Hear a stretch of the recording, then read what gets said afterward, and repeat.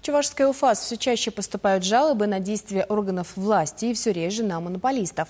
В управлении подвели итоги полугодия и рассказали о самых резонансных делах. Ресурсоснабжающие организации навязывают невыгодные условия. К таким жалобам в УФАСе уже привыкли. Они попадают в категорию «характерные», рассказывает руководитель Чувашского управления Вячеслав Борисов. В качестве примера приводит случай, когда МРСК «Волги» за техническое присоединение к сетям выставила жителю республики счет с довольно крупной суммой.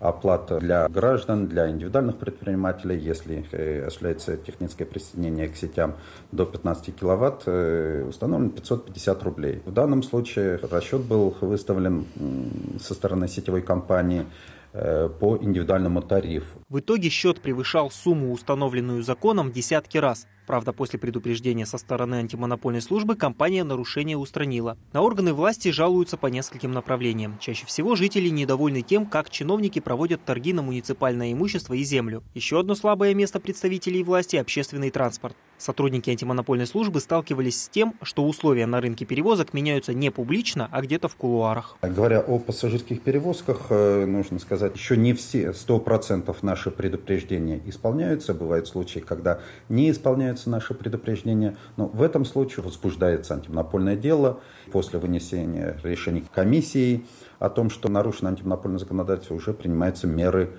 по понуждению устранения нарушения антимонопольного законодательства. Всего с начала 2017 года Чувашская УФАС возбудила 17 антимонопольных и 65 административных дел. Общая сумма штрафов превысила 1 000 000 рублей. Виктор Вавилкин, Алексей Енейкин, Вадим Владимиров. Вести Чувашия.